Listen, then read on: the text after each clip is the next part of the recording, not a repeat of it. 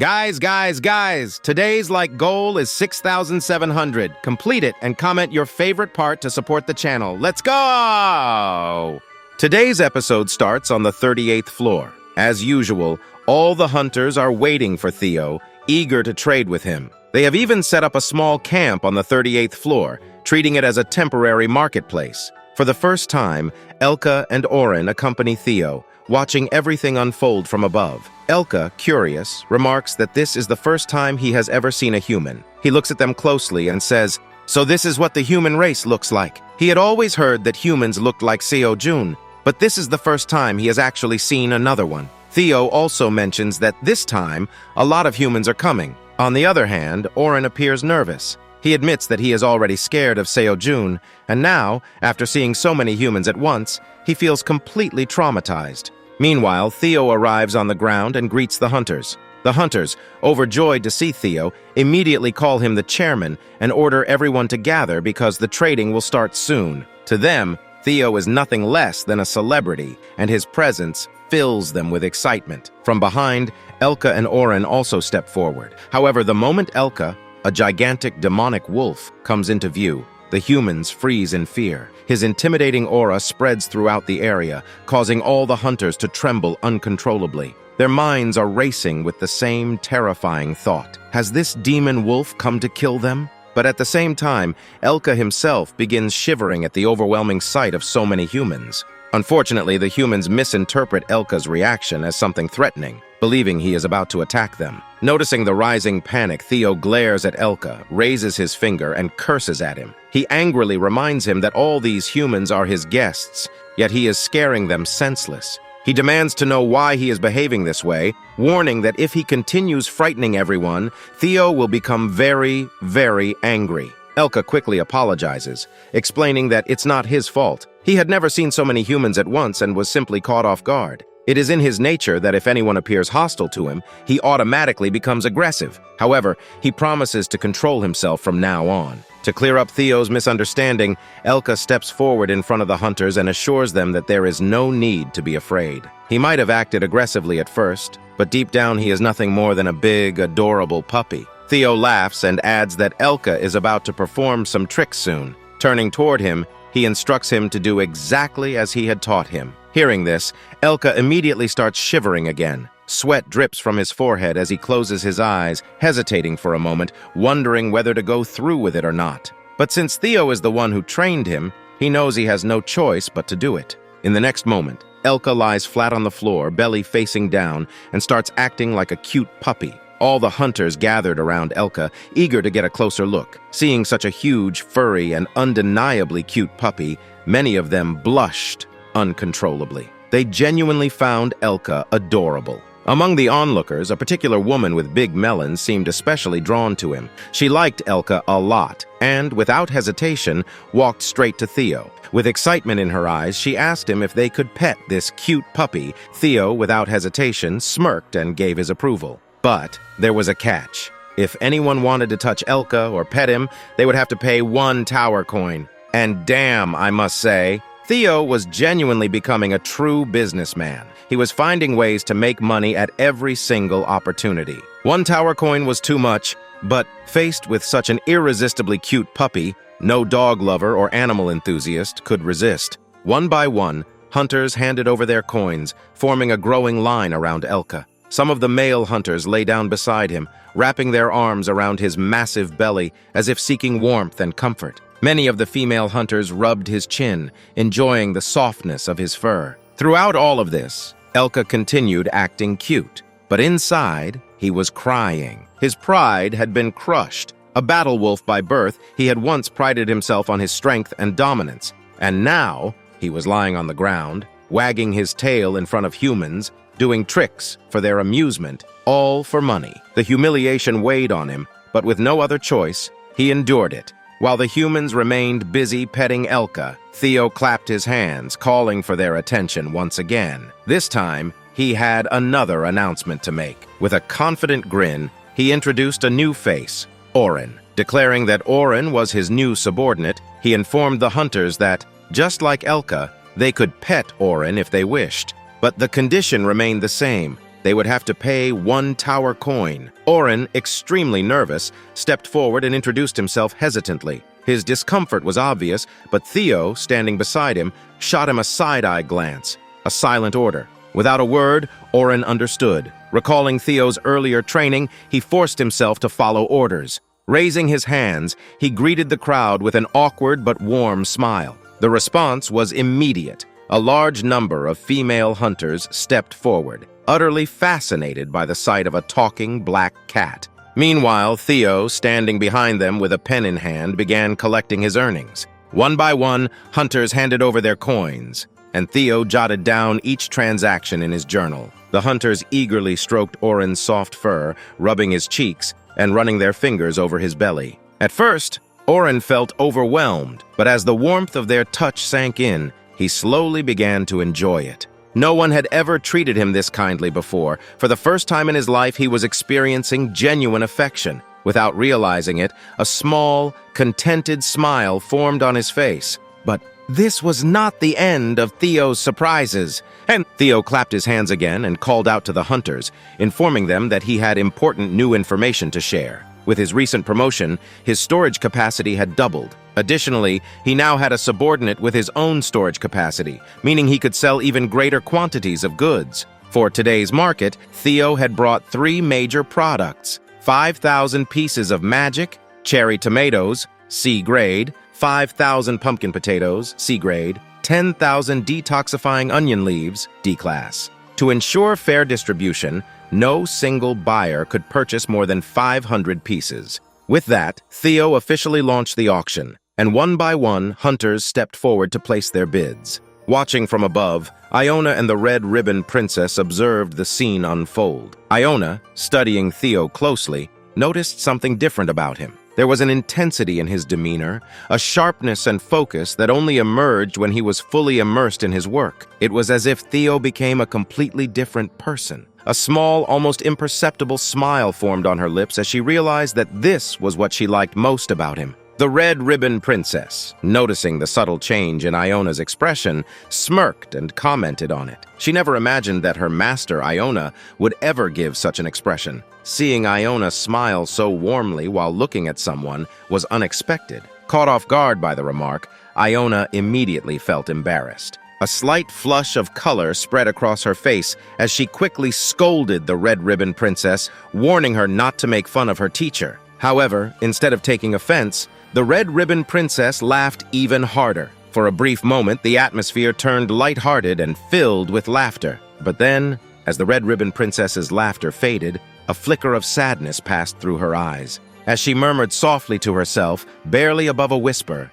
she wondered if she would ever be able to experience this emotion of love in her lifetime. The words were spoken so quietly that they seemed to disappear into the wind. However, Iona heard them. The princess, realizing Iona had caught her words, hesitated before finally opening up. She revealed her deepest thoughts. She had dedicated her life to her kingdom. She had studied endlessly. She had trained tirelessly. And yet, no matter how much she tried to focus, no matter how much she buried herself in work, she couldn't stop thinking about him. The Black Warrior Rabbit refused to fade from her mind. She just wanted to talk to him just once.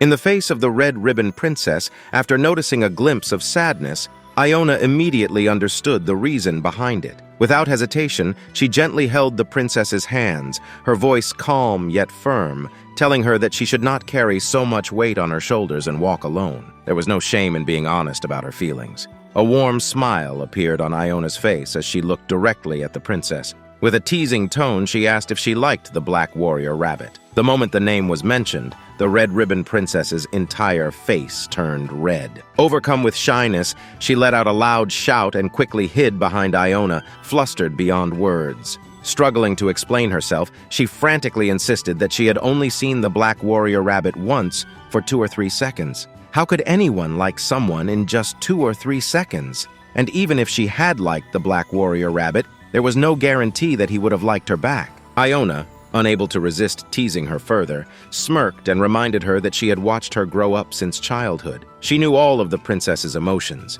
It was impossible to hide them. Just by looking at her, she could immediately tell what she was feeling. And without a doubt, 110%, the Red Ribbon Princess had feelings for the Black Warrior Rabbit. With a knowing expression, Iona confidently pointed out that the way the Black Warrior Rabbit had looked at the princess was also a clear sign that he felt the same way. What began as playful teasing soon turned into a lighthearted argument. The two bickered back and forth for a while before the princess finally sighed in frustration and asked if Iona knew what kind of personality the Black Warrior Rabbit had. Iona, still smirking, refused to stop messing with her. Without hesitation, she claimed she had no idea, but after a brief pause, she admitted she actually did know. However, she refused to tell the princess. If she truly wanted to know, she should go meet the Black Warrior Rabbit herself, talk to him, and find out on her own. Hearing this, the Red Ribbon Princess became even more flustered. Unable to handle Iona's relentless teasing,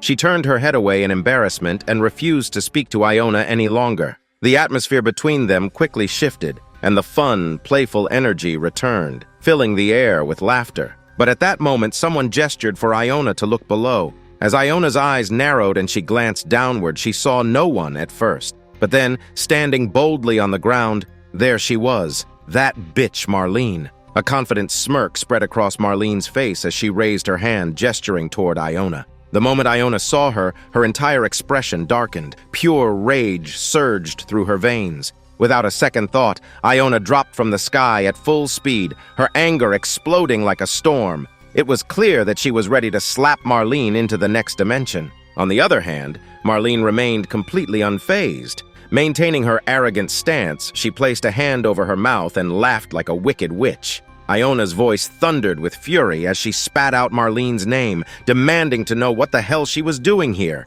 She wanted to know what Marlene wanted from her. If she had come here for Theo, she should turn around and leave immediately. Otherwise, this time, Iona would kill her. Hearing this, Marlene simply laughed again, her smirk widening as she mockingly tilted her head. To Marlene, this was an honor. Such a big name, such a powerful wizard, and yet Iona had remembered the name of a small cat like her. But Iona had no patience for her games. She was already enraged and wasn't about to waste her time. With pure venom in her voice, she demanded to know why Marlene had come here. Did she come to hurt Theo again? Marlene, growing slightly annoyed, sighed and dismissively waved her hand. According to her, Theo was no longer interested in that yellow cat. But as soon as she said those words, her expression changed completely. Her face twisted into something darker, more sinister. With a smirking smile, Marlene's gaze locked onto Iona. This time, she hadn't come for Theo. Today, she had come for Iona. Hearing this, Iona was confused. How could this weak little cat have come here for her? And even if she had, how could she possibly harm Iona? But before Iona could think further, Marlene reached into her bag and pulled out a silver coin, showing it to Iona. On that coin, there was a dragon symbol glowing in a silver light. As soon as Iona laid eyes on the silver dragon coin, recognition flashed across her face. She knew what it was. However, before she could react, Marlene activated the coin, and a white energy beam shot out from it, enveloping Iona completely. The energy didn't harm her. Instead, it formed a shield-like barrier, trapping Iona inside. It was a very strong dragon shield. Iona tried desperately to break free, using all the magic at her disposal, but something was terribly wrong. Her magic wasn't working. Marlene, looking like a crazy witch, began to laugh loudly. She explained that this wasn't any ordinary barrier. Magic was nullified inside it. With Iona trapped, she was no longer the powerful wizard she had been moments before. To Marlene, Iona was now as ordinary as a small hamster. Meanwhile, the Red Ribbon Princess descended, rushing to Iona's side. Iona realized that this was a trap to capture the princess, and she shouted for her to stop, but it was too late. The princess got too close, and from the bushes, Scarum appeared with frightening speed. He, too, pulled out a magic dragon pendant, and with a smirk, threw a magic nullifying barrier over the princess. The princess wasn't physically harmed, but her magic was instantly nullified, causing her to fall heavily to the ground. Iona, feeling utterly helpless, struggled against the barrier with all her might, but it wouldn't budge. Scarum and Marlene, standing triumphant, laughed as if they had won the war of the century. The princess tried to break free, but the barrier held strong. Scarum and Marlene approached her, wicked smiles plastered on their faces, and taunted that the 10,000 tower coins they were promised were now theirs. Drool practically dripped from their mouths as they thought about the fortune they were about to claim.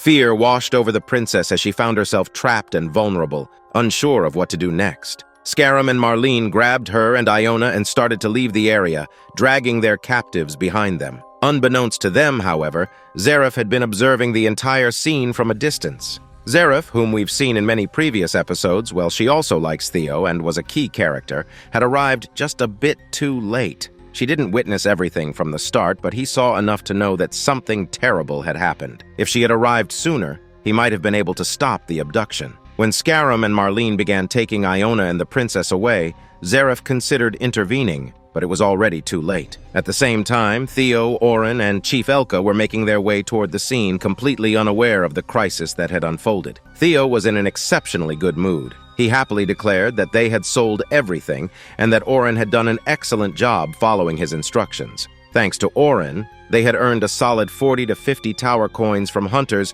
who paid just to touch and pet Orin. Theo was genuinely proud, commenting that Orin's true merchant spirit was beginning to shine through. Unfortunately, the same couldn't be said for Elka, whose face showed that she was anything but happy. For the first time, Orin felt genuinely good. Theo had praised him, and it was clear that he was pleased with the day's earnings. But the joyful atmosphere was short-lived. Zareth suddenly appeared in front of Theo, a serious look in his eyes. He told Theo that he needed to inform him of something urgent and important. Theo, looking puzzled, turned around and asked Orin if he had seen Iona anywhere since she was missing. Zareth, visibly nervous, explained that Iona and the princess might have just been kidnapped. Theo's expression shifted from confusion to shock, realizing the gravity of the situation. The scene then shifted, taking us back to the events unfolding on the 99th floor. Aileen was furious with her grandfather, screaming and complaining loudly about why he never told her the story of God. So many incidents had happened when Aileen was small, yet she was completely unaware of them. Aileen felt like she knew nothing because she didn't even understand the history of the tower. Her grandfather tried to make excuses, saying that the lifespan of most monsters in the tower was extremely short. Because of this, such information was never passed on to others. He also pointed out that since childhood, Aileen had been so sick that he never had the opportunity to tell her the story. But Aileen burst into tears, crying more and more. If Kaiser had told the full story, then in just a few years, the hometown of Seojun would also be destroyed. Now the biggest question remained, what would Seojun do? What about his family? Even Kaiser himself didn't know what the solution was. For a moment, Kaiser stood in silence, deep in thought, before finally admitting that he had no answer to this crisis. On the other hand, Seojun sat on the ground, lost in thought. He was worried. What could he possibly do? Baby Bear, trembling with fear, hesitantly walked up to him, his little voice shaking as he called him Daddy. With a look of distress,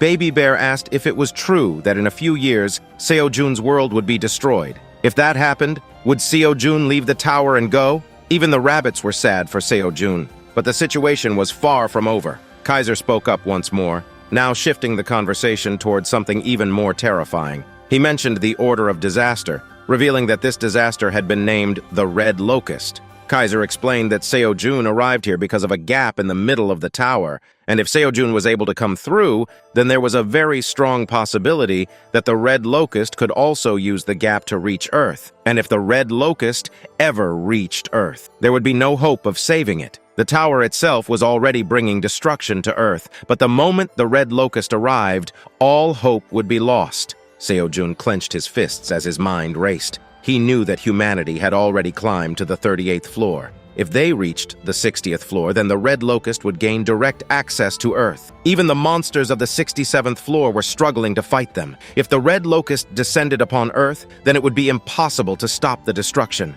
His thoughts grew darker. In just a few days, all of Korea could be destroyed. Aileen, now in a state of panic, turned to her grandfather once again, her voice shaking as she desperately asked if there was any way to kill all the Red Locusts here before they could ever reach Earth. Kaiser, his expression grim, admitted that he had been trying for thousands of years. Not once had he ever succeeded in completely wiping them out. No matter how many he killed, at least one would always survive, and that one survivor would repopulate the entire species. And now, with the Red Locusts having grown in such massive numbers, Exterminating them all at once was impossible. He then revealed another horrifying truth. All the black dragons were trapped in another dimension. Even if the red locusts were killed inside this tower, it wouldn't matter, because from the very origin of the tower itself, the red locusts had already escaped and destroyed countless worlds. This meant one thing. The swarm of red locusts would also reach Earth, and it would happen very soon.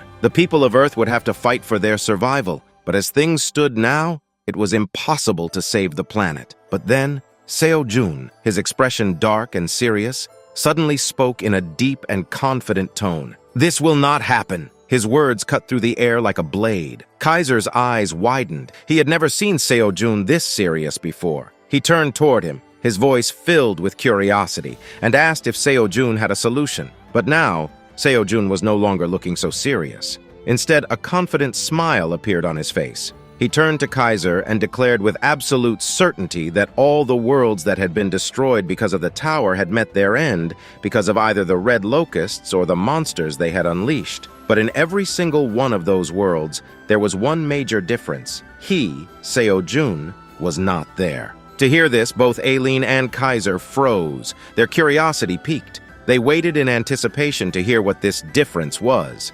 Seojun beat his chest and proudly declared the answer. "The difference is me. In all those destroyed worlds, there was no one like Seojun, and as long as he was alive, he would never let the same fate befall Earth." Seeing Seojun's unwavering confidence, all the monster pets became overjoyed. His unshakable determination radiated from him like an unstoppable force. Seojun then revealed that he had a grand plan. A plan so massive that it would allow him to eliminate every single red locust in the tower, ensuring that they could never reach Earth. And even if the red locusts somehow did escape to Earth, Seojun had a way to destroy them there too. With that, the episode ended. Don't forget to tell us in the comments what your favorite part of this episode was. Don't forget to complete the goal of 5,000 likes. And if you're new to the channel, don't forget to subscribe. Goodbye. See you in the next episode.